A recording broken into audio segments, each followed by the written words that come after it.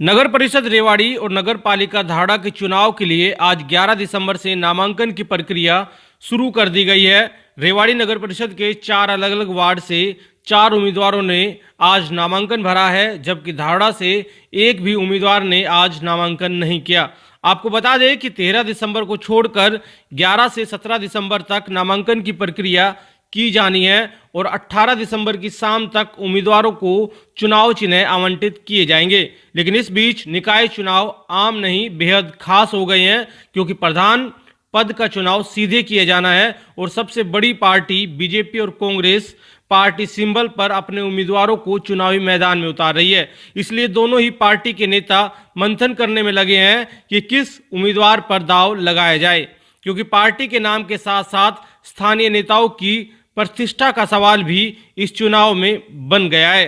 BJP संकल्प पत्र बनाए जाने पर काम कर रही है और कांग्रेस भी घोषणा पत्र पेश करके चुनाव में हुंकार भरने को तैयार है, लेकिन उससे पहले इंतजार है कि दोनों पार्टी के उम्मीदवार जनता के बीच आने का।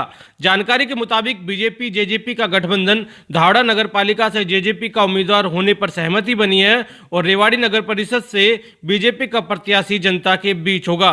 फिलहाल नगर परिषद चुनाव के समीकरण क्या है वो समझे, उससे पहले आपको बता दें कि अगले 1-2 दिनों में दोनों पार्टी अपने उम्मीदवारों की घोषणा करने वाली है और जिला प्रशासन भी चुनाव को शांतिपूर्ण तरीके से कराने के लिए तैयारियों में लगा है। आज भी चुनाव के लिए नियुक्त किए गए ऑब्जर्वर्स ने राजनीतिक पार्टी के प्रतिनिधि और चुनाव प्रक्रिया से जुड़े अधिकारियों के साथ बैठक की, जिसमें ऑब्जर्वर पंकज यादव और डॉक्टर हनीफ कुरैशी ने चुनाव संबंधित दिशा निर्देश दिए। बैठक में कहा गया कि उम्मीदवार के खर्च पर निगरानी रखी जाएगी, उम्मीदवार निर्धारित स्थानों पर ही पोस्टर बैनर चस्पा करे और लाउड स्पीकर वाहन की अनुमति अवश्य ले।